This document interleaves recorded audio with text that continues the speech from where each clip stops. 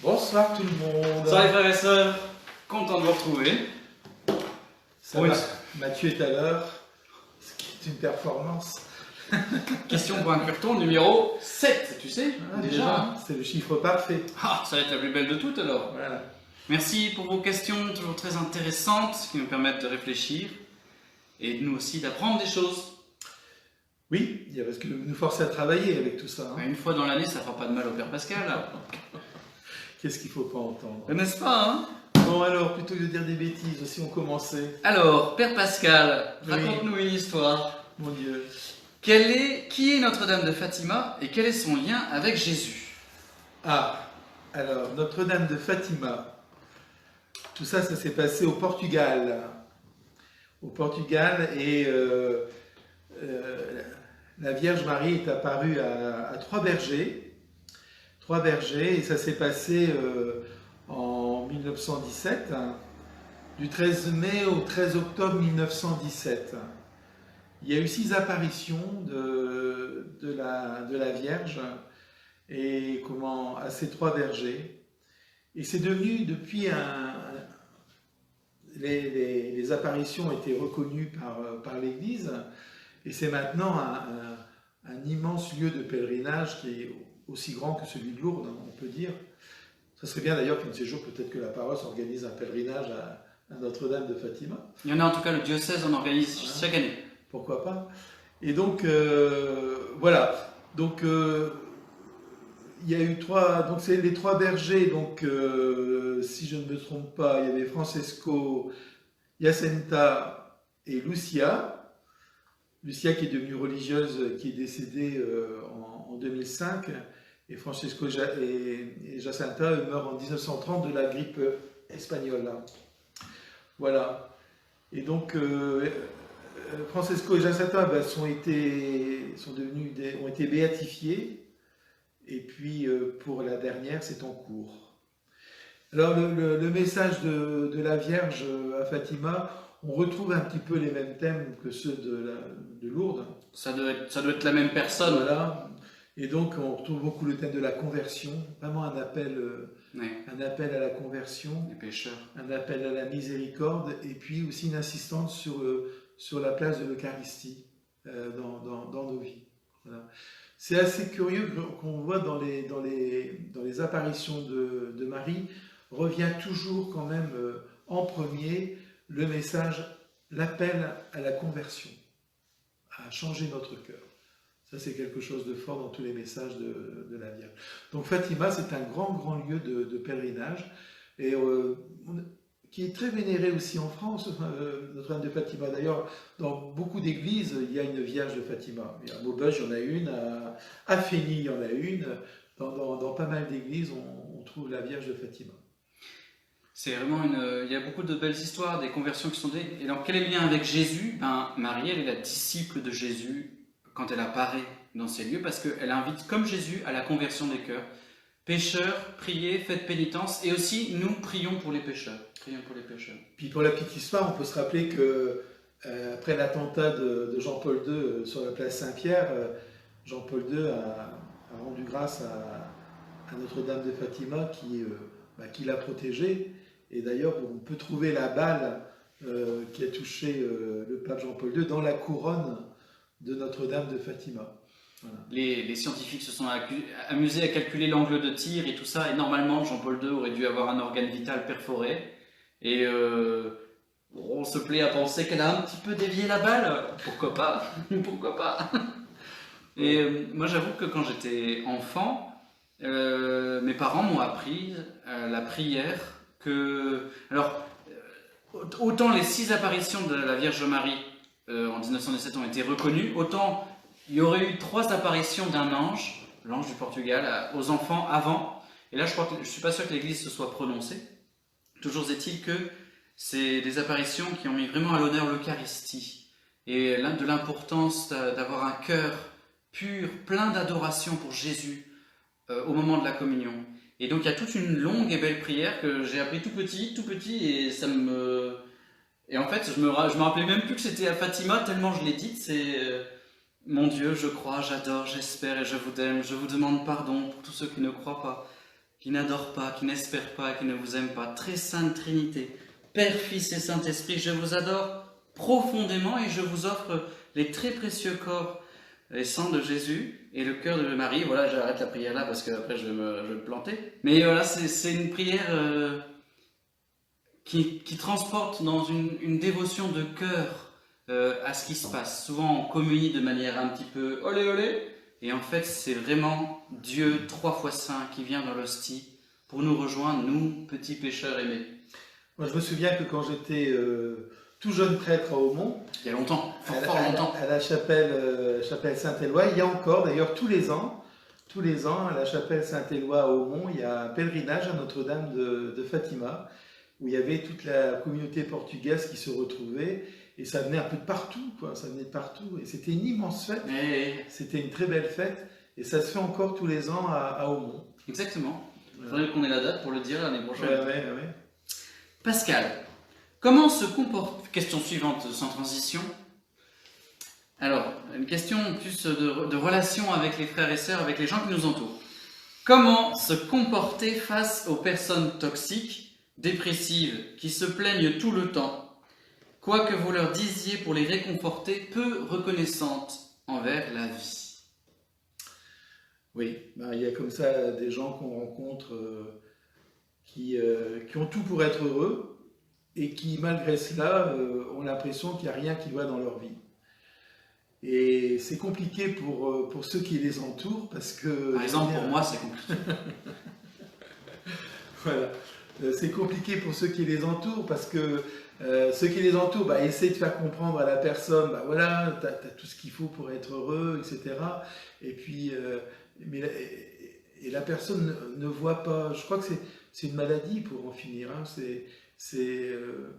Mais alors, ce qui peut être dangereux dans cette histoire, c'est que ces personnes entraînent les gens qui veulent essayer de les réconforter, de leur remonter le moral dans une espèce de spirale qui peut parfois entraîner à la noyade. Et donc il faut faire attention, c'est-à-dire qu'à un moment donné, voilà, il faut se dire, quand on a essayé 1 fois, 2 fois, 3 fois, si on voit que ça ne bouge pas, bah, c'est tout. Enfin, je veux dire, vous n'arriverez pas à les changer, ça n'est pas possible. Donc il faut les aimer, il faut être là auprès d'eux, mais à un moment donné, il ne faut pas se casser la tête à vouloir à tout prix les faire changer parce que vous n'y arriverez pas. Donc ça n'est pas la peine. Et donc il faut juste les entourer et puis essayer de prendre un peu de recul par rapport à tout ça. Peut-être que parfois aussi, en arrêtant de les plaindre, ça pourra peut-être aussi les faire réagir autrement, parce qu'il y en a qui aiment bien aussi se plaindre pour attirer l'attention de leur entourage et d'une manière de dire bah, occupez-vous un peu de moi, quoi. Hein, ça veut un peu dire ça aussi parfois. Donc il faut peser le pour et le contre, mais en tout cas il ne faut pas s'abîmer personnellement dans une relation qui peut, à la longue, peut être pénible. Voilà.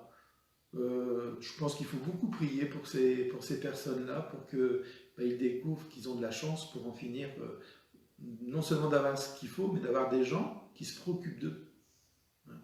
Donc, soyez prudents envers vous, c'est-à-dire vous faites ce qu'il faut, mais ne faites pas plus que ce qu'il faut, au point de vous mettre vous-même en danger. Un amour prudent. Voilà. Il y a, ce midi, on discutait avec un peu les curés, il y a eu des paroles d'évangile qui sont sorties. Il y a un curé qui dit Jésus a dit il faut pardonner 77 fois 7 fois. Tu l'as dit, voilà, les personnes qui nous tirent vers le bas, il faut leur pardonner, les aimer, quoi qu'il arrive. Et il y a un autre curé qui a dit oui, mais Jésus a dit aussi quand vous n'êtes pas entendu, secouez la poussière de vos pieds et allez ailleurs. Et donc du coup, ça veut dire soyez libres vis-à-vis de... Voilà, demandons la liberté vis-à-vis de ces personnes-là. En tout cas, comme dirait Marie, la Vierge Marie Sainte Bernadette à ses juges, quand on ne croyait pas Sainte Bernadette, quand elle disait qu'elle avait vu la Vierge, Sainte Bernadette, elle a dit « Je suis chargée de vous le dire, je ne suis pas chargée de vous le faire croire. » Et donc, voilà, on se met au service, on essaye d'aimer ceux qui nous entourent, mais oui, sans mourir pour elle, au sens c'est ça. Inutilement. Mais continuez de les aimer. On essaie de leur faire comprendre, mais à un moment donné, vous ne pouvez pas vous mettre à leur place non plus. Hein. Donc vous ne pouvez pas faire le chemin. Si eux ne veulent pas faire un bout de chemin pour essayer de trouver la solution, vous ne pouvez pas le faire à leur place. Donc à un moment donné, voilà, il faut être là, mais il faut arrêter de s'abîmer dans une relation qui n'aboutira pas à grand-chose. Mais il faut aussi continuer tout doucement, gentiment. Mais faites attention aussi à vous. Voilà. Voilà. Pour faire simple, il faut ménager la chèvre et le chou. Voilà. Tu fais la chèvre ou le chou? Je ne sais pas, mais si tu continues comme ça, tu vas être la chèvre et le chou, toi. Question suivante. Oh, parce que moi aussi je ne mets pas mes lunettes. Je regardais un petit peu si les gens n'ont pas des petites questions qui seraient arrivées. Hop. Ah! Pourquoi ne faites-vous pas référence à votre saint patron, Saint Jean-Marie Vianney, au moment des vocations? Excellente question. Moi, je peux y répondre. On n'y a pas pensé. Mais on peut tout à fait, effectivement, s'appuyer sur Saint Jean-Marie Vianney, patron des curés de l'univers. Mais on le prie souvent, Saint Jean-Marie Vianney, quand même. Bien. Je veux dire, il fait partie des grandes figures de prêtres. Hein, c'est clair. C'est vrai qu'on n'y a pas fait allusion à la veillée vocation. Bon, voilà.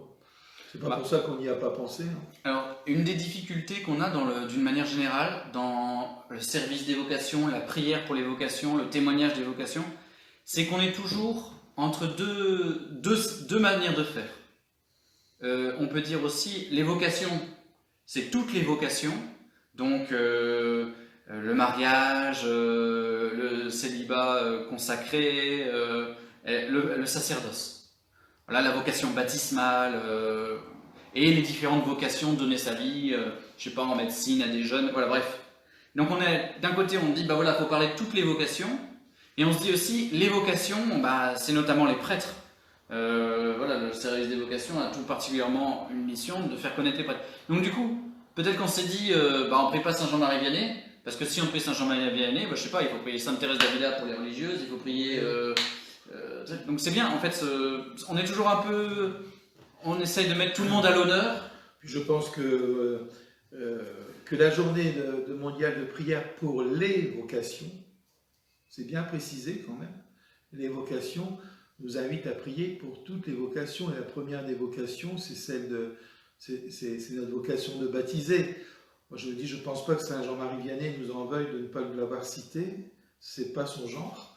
Et que voilà, c'est un modèle parmi d'autres. Hein. Il n'est pas l'unique modèle, je dirais, l'unique visage sacerdotal. Hein. En tout cas, pas pour la coiffure de cheveux. Voilà.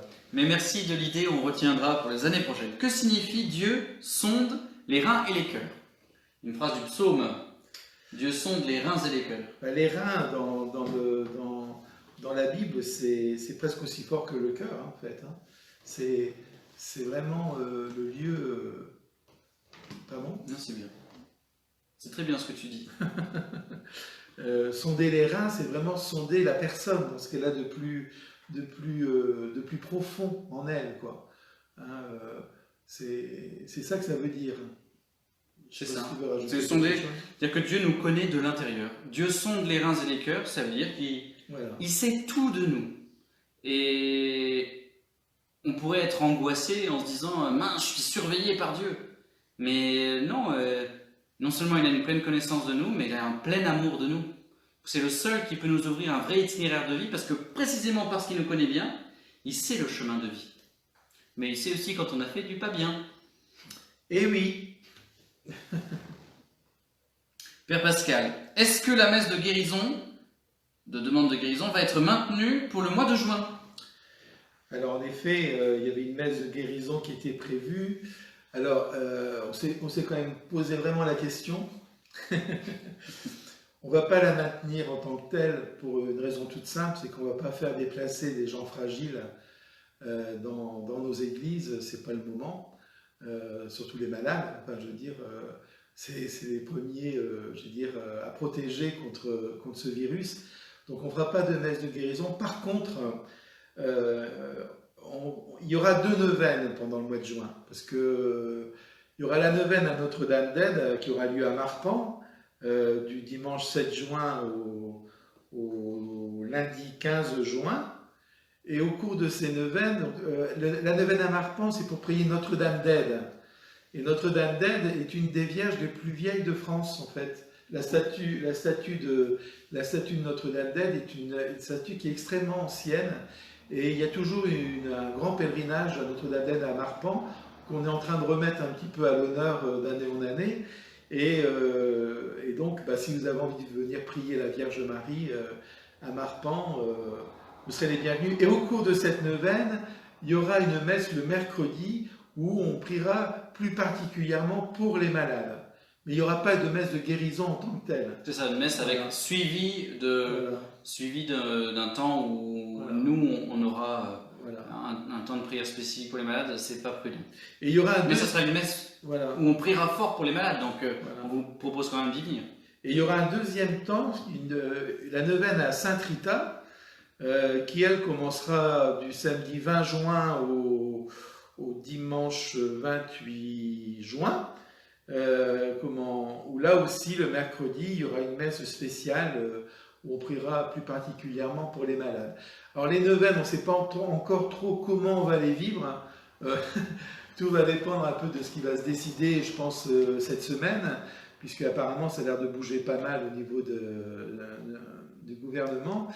Mais on vous tiendra au courant. Hein, mais apparemment, les messes de semaine, en tout cas, auraient lieu à Marpan et au Sacré-Cœur pendant les neuvaines. Alléluia. Voilà.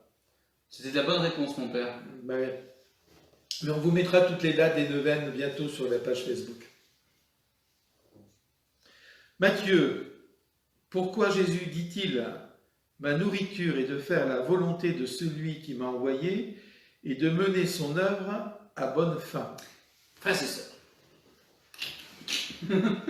petit conseil exégétique, c'est-à-dire petit conseil quand vous lisez la Bible et que vous ne comprenez pas quelque chose, il faut relire le petit bout qui vous pose question dans l'ensemble de ce qu'on appelle une péricope, un passage, dans l'ensemble du passage qui le concerne.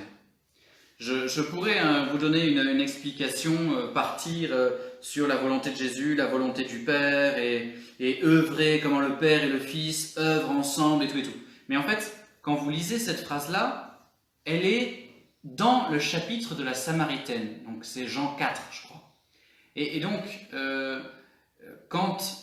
c'est assez pragmatique et spirituel en même temps, c'est même très très beau. J'espère que vous avez déjà fait cette expérience, sinon c'est une expérience missionnaire. En fait, Jésus s'arrête au puits. Il envoie les disciples, en tout cas les disciples partent chercher à manger. Pendant ce temps-là, la Samaritaine arrive. Il y a un dialogue entre Jésus et la Samaritaine. Et Jésus permet à la Samaritaine d'accéder à la foi et d'accéder à une plus grande relation à Dieu le Père, à travers lui. Et donc quand la femme samaritaine repart en ville dire à tout le monde « J'ai rencontré le Messie, j'ai rencontré quelqu'un qui a dit tout sur moi et tout ça », en fait, Jésus, à ce moment-là, il est nourri.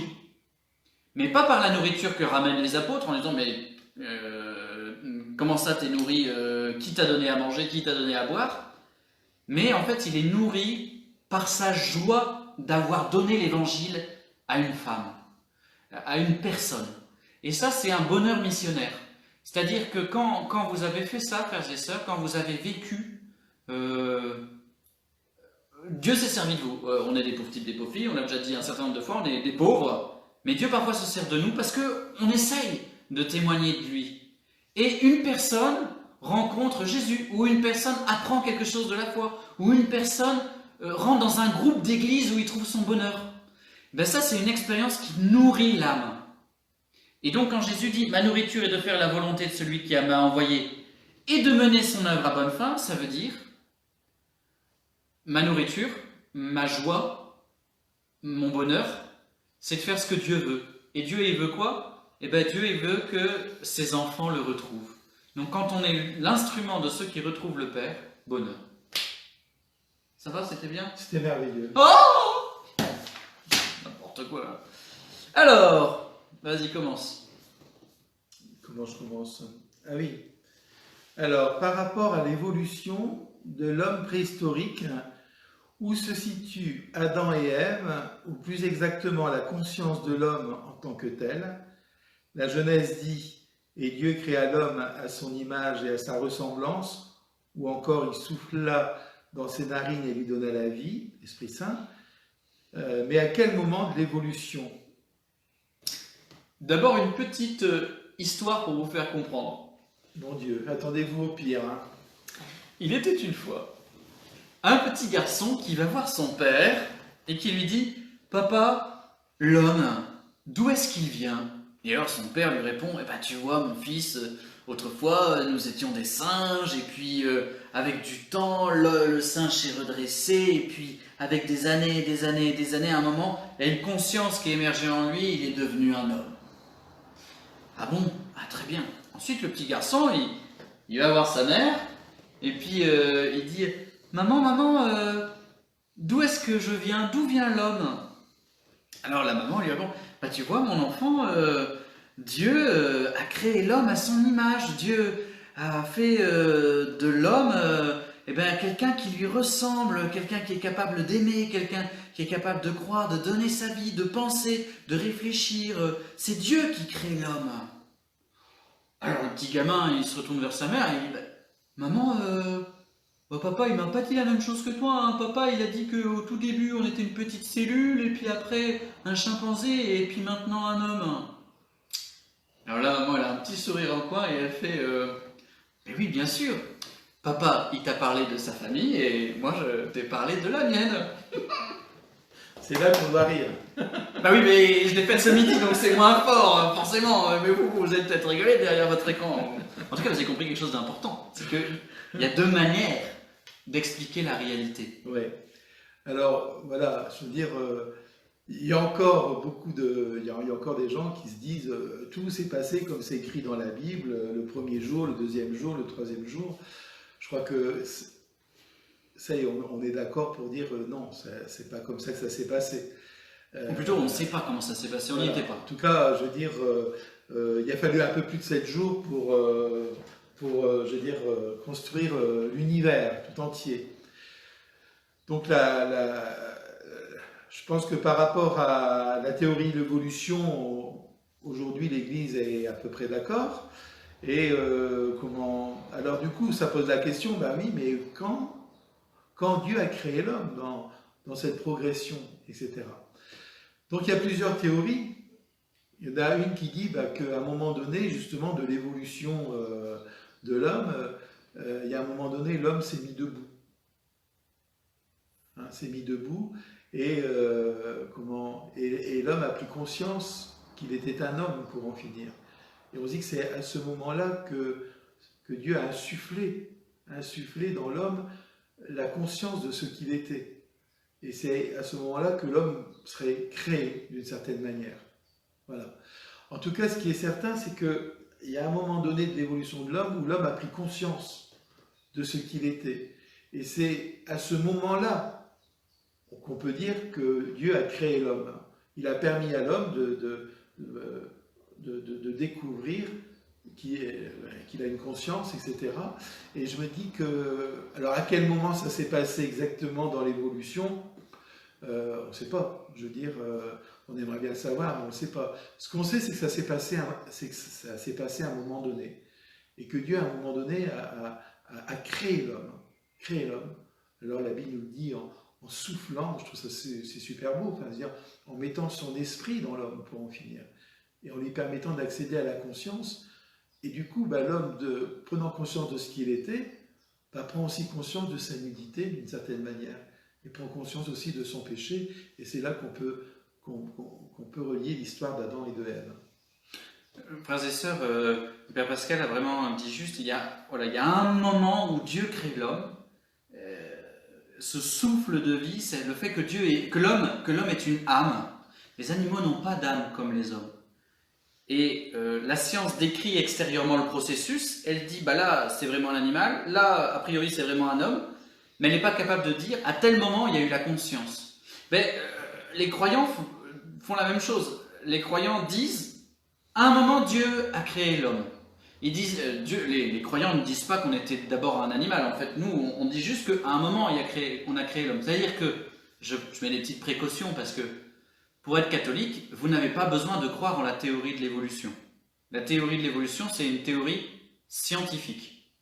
C'est Jean-Paul, je mettrai dans les prochains jours un petit document, un lien vers un document qui vous permettra de voir la position de l'Église. Jean-Paul II dit c'est la théorie la plus probante.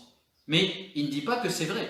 Une théorie, le problème d'une théorie, c'est que c'est vrai jusqu'à ce qu'il y ait une autre théorie qui démontre qu'en fait c'était pas tout à fait vrai, ou voilà. Donc c'est une théorie scientifique qui est crédible, qui a du sens, et donc scientifiquement, vous pouvez y adhérer ou ne pas y adhérer, mais en tout cas du point de vue de la foi, cette théorie ne s'oppose pas du tout à la foi. D'ailleurs, Darwin était chrétien. Darwin était chrétien. Et donc, ce que la foi dit, c'est exactement ce que le Père Pascal dit. À un moment, Dieu insuffle l'âme. Et cette âme, les scientifiques diront, c'est la conscience.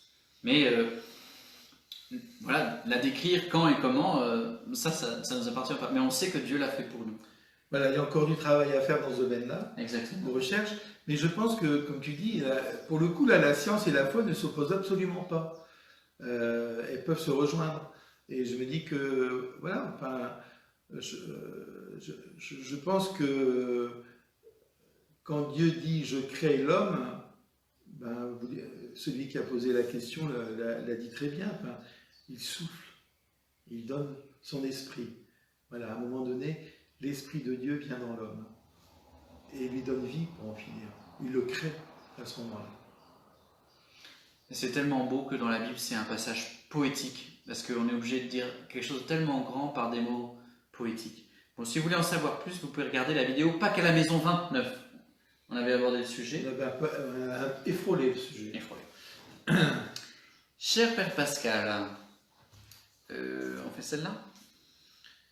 Oui, alors, quelle est la différence? Alors, peut-être, si tu veux, je regarde. Ouais. Peut-être suspense, est-ce qu'on a des questions qui sont arrivées? Et non, on continue. Quelle est la différence entre les catholiques et les protestants? Alors, c'est une très très très belle question. J'ai le droit d'une version longue ou que je fais une version moyenne? Moyenne, on va dire. Hein. Parce qu'après, tu vas me les endormir. Les pauvres. En fait, c'est une question qui... on va parler de ce qui nous distingue, mais en réalité, on est d'abord unis avec les protestants. Tu veux dire peut-être notre union avec les protestants Bah, je veux dire, ce qui nous unit, c'est déjà notre foi en Jésus-Christ. Le cœur. Bon, c'est aussi... enfin, je dirais, ce qui nous divise, c'est surtout l'histoire et les événements qu'il y a eu. Mais par exemple, nous, avec la communauté protestante de Maubeuge, je veux dire, on s'entend très très bien. Enfin, je veux dire, je pense qu'on s'apprécie beaucoup. Et puis, bon voilà, quand on peut s'aider, là, ils ont eu un problème il n'y a pas longtemps d'inondation du temple. Bon, tout de suite, on a téléphoné en disant, ben voilà, si on peut vous dépanner et vous prêter l'église pour vos offices, il n'y a pas de souci. Voilà, je me dis... Et eux aussi, on nous a fait des propositions voilà, pour nous aider, pour nous prêter une maison, tout ça. Ils sont adorables. Je pense que, voilà, ce qui est plus important, c'est ce qui nous unit. Oui. C'est beaucoup plus important que ce qui nous divise, pour en finir. Et ce qui nous unit, c'est la foi en Jésus-Christ. Oui. Et là-dessus, on peut vraiment se retrouver. On a du plaisir à prier ensemble quand on fait la soirée de prière œcuménique, etc. C'est toujours un beau moment de partage. Donc ça, c'est ce qui nous unit. Il y aurait encore beaucoup de choses qui nous unissent. Alors, ce qui nous distingue, frères et sœurs, bon après, dans le protestantisme, il y a beaucoup de branches. Hein.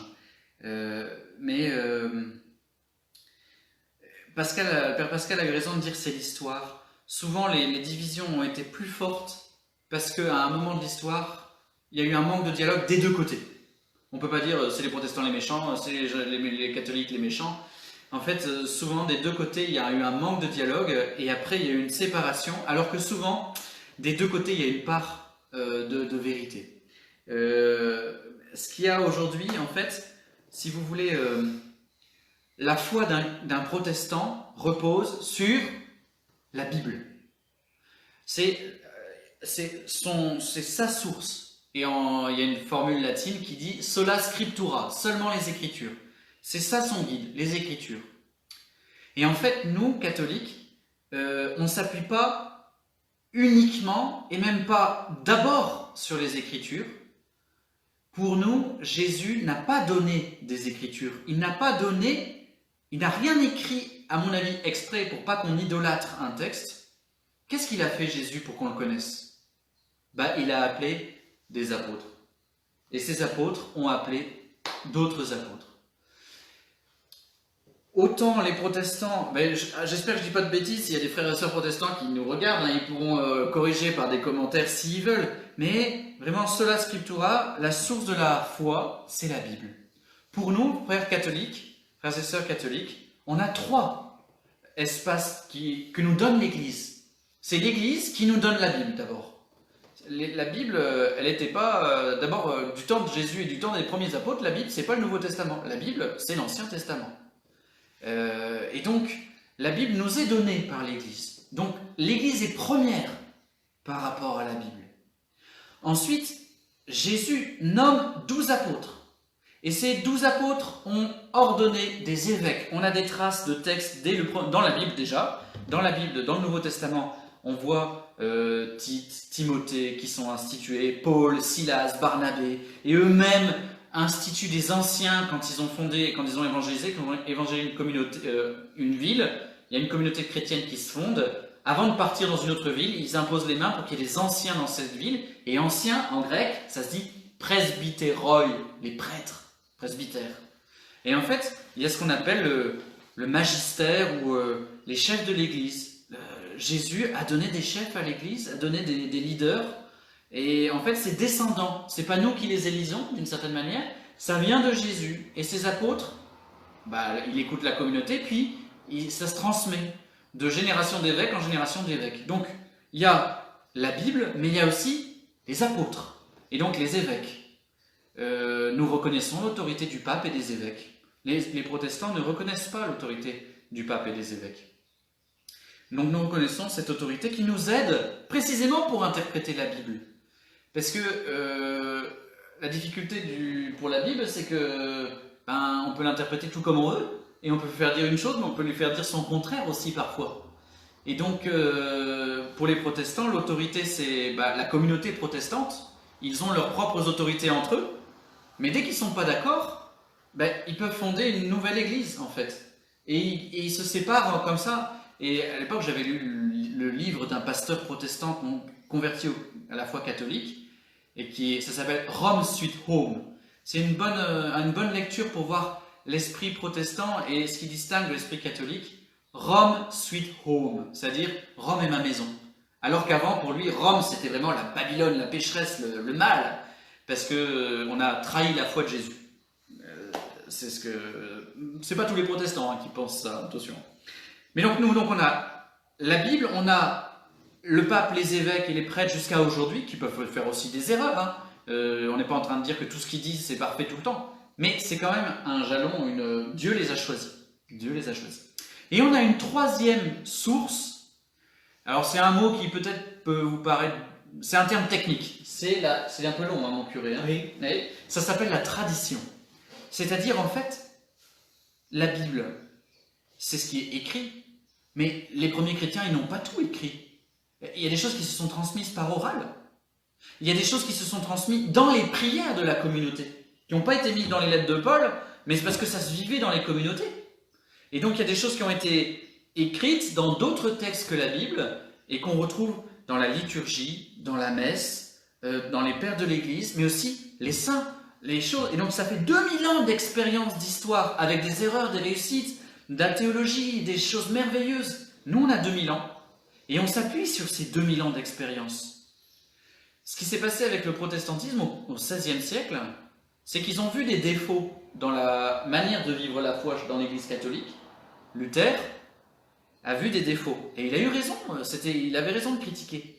Mais il a jeté le bébé avec l'eau du bain. Par exemple, quelque chose qui tient fort à cœur. Oui, l'Eucharistie. Je veux dire, les protestants ne croient pas en la présence réelle, ce qui est quand même une grosse différence avec nous.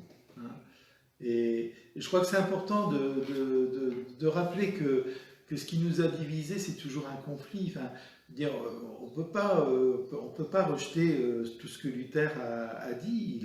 Il a remis en cause un certain nombre de choses par rapport au fonctionnement de l'Église et par rapport à ce qu'elle vivait.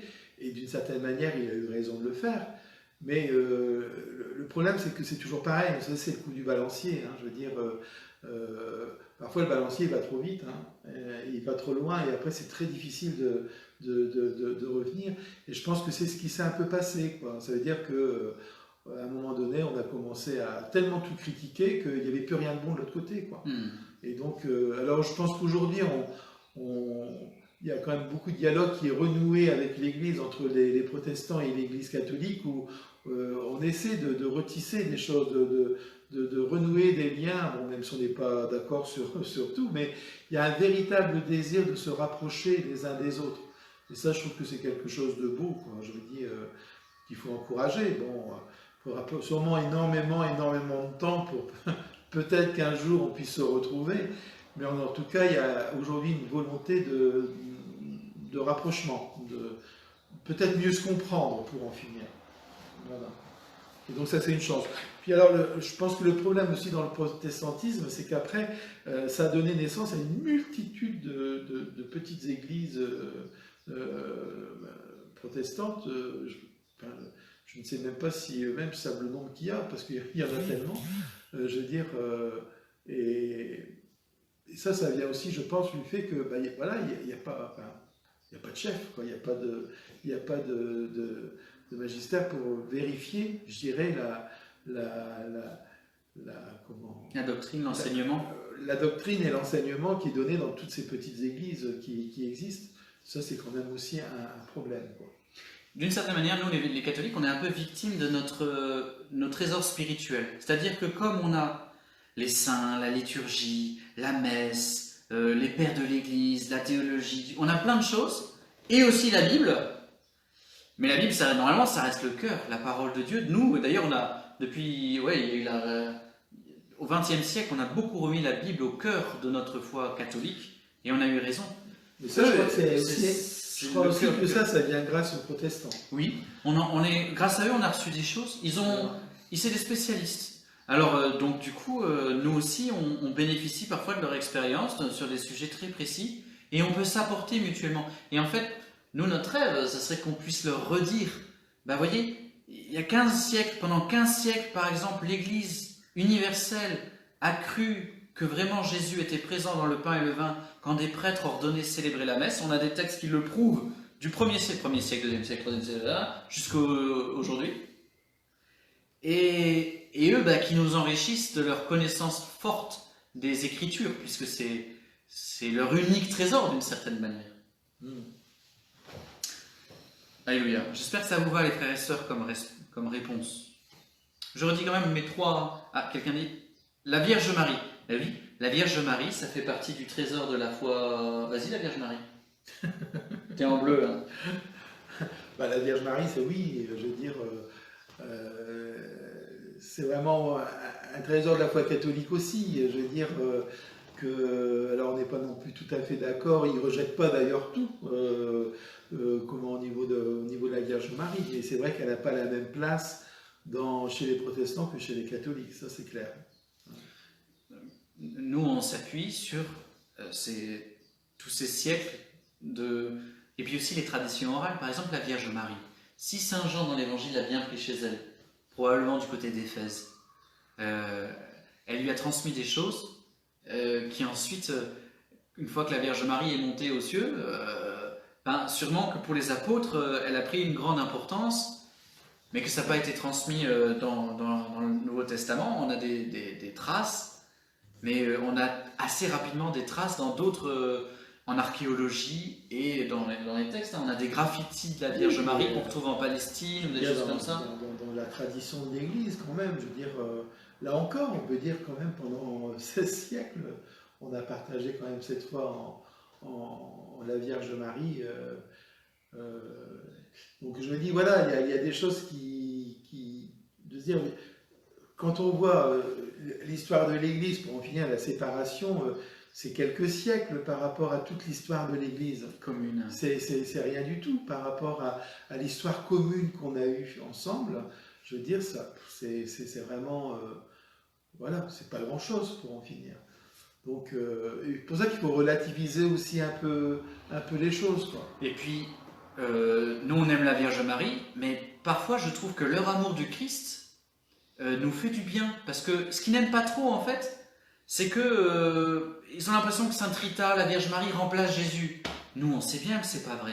Mais d'extérieur, ça donne cette impression-là. Mais eux, leur amour du Christ, quand vous discutez avec un protestant de son amour de Jésus, moi je trouve ça me fait du bien, parce qu'il y a une espèce de jalousie pour le Christ. Rien à la place du Christ. Le Christ, le roi de mon cœur. Alors, quand on les entend, ben, je trouve que ça nous les catholiques, parfois on est un petit peu...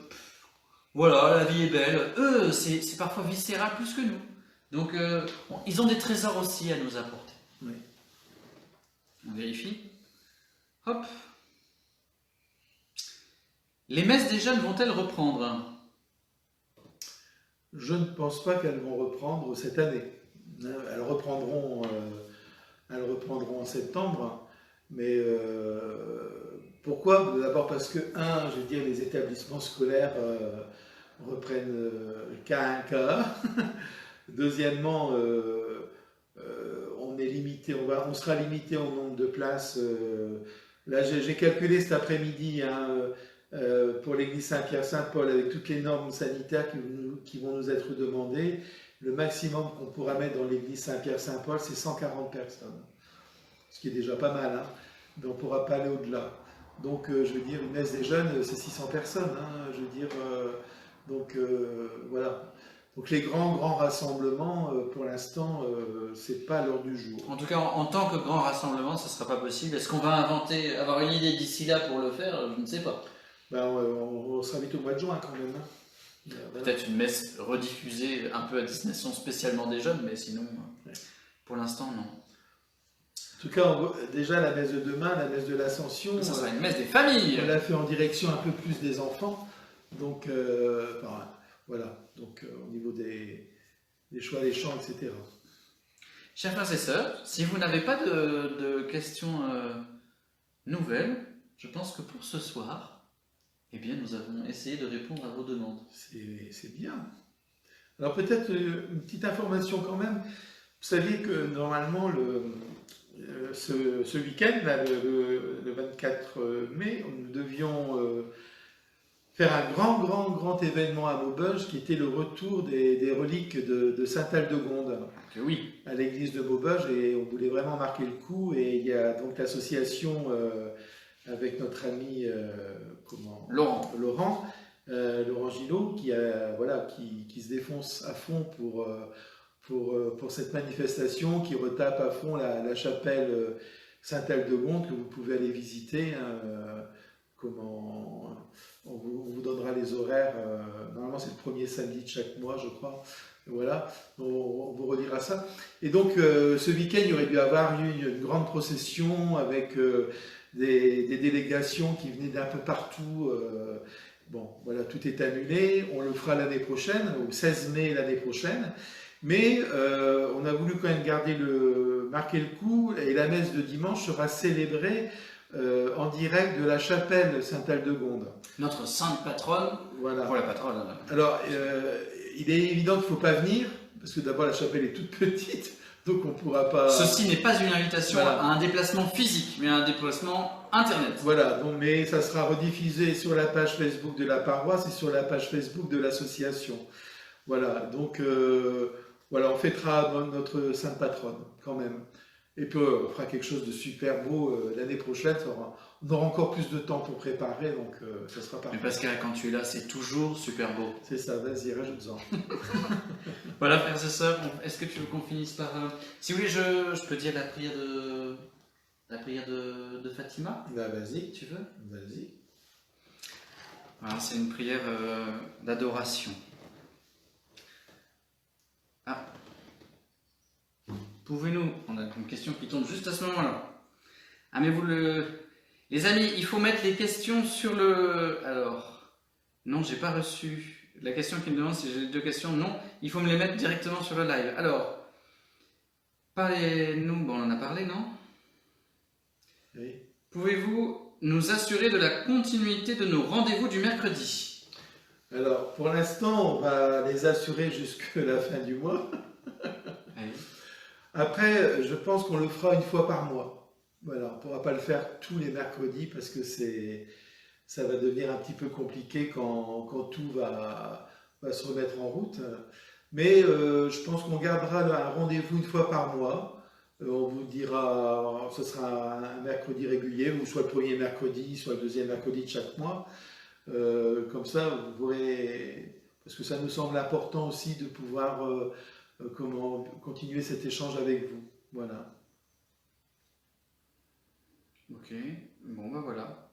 Il n'y a pas d'autres questions. Les autres questions, je les retrouverai sans doute pour la prochaine fois. On a fait ce qu'on a pu. Hein. Voilà. Au nom du Père, et du Fils, et du Saint-Esprit. Amen. Père éternel, mon Dieu, je crois, j'adore, j'espère, et je vous aime. Je vous demande pardon pour tous ceux qui ne croient pas, qui n'adorent pas, qui n'espèrent pas, et qui ne vous aiment pas.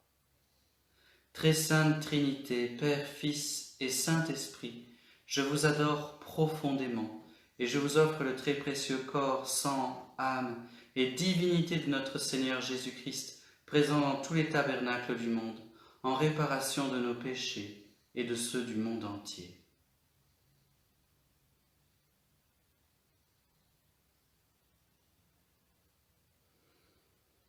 Alors Seigneur, nous te demandons de nous garder dans la conversion du cœur, dans l'amour jaloux du Christ, avec le secours de la Vierge Marie, et le soutien des frères et sœurs qui nous entourent avec nos pauvres forces, sans en présumer, et en te demandant ton aide et l'aide des autres. Sois avec nous. Puis on peut peut-être terminer en priant justement Notre-Dame de Fatima, à toutes vos intentions. Je vous salue Marie, pleine de grâce, le Seigneur est avec vous. Vous êtes bénie entre toutes les femmes, et Jésus, le fruit de vos entrailles, est béni. Sainte Marie, Mère de Dieu, priez pour nous pauvres pécheurs, maintenant et à l'heure de notre mort. Amen. Et que Dieu Tout-Puissant nous bénisse tous, vous et vos familles, au nom du Père, du Fils et du Saint-Esprit. Amen. Et on vous souhaite de faire de beaux rêves. Bon repos les frères et sœurs, merci de nous avoir suivis. À bientôt. À bientôt.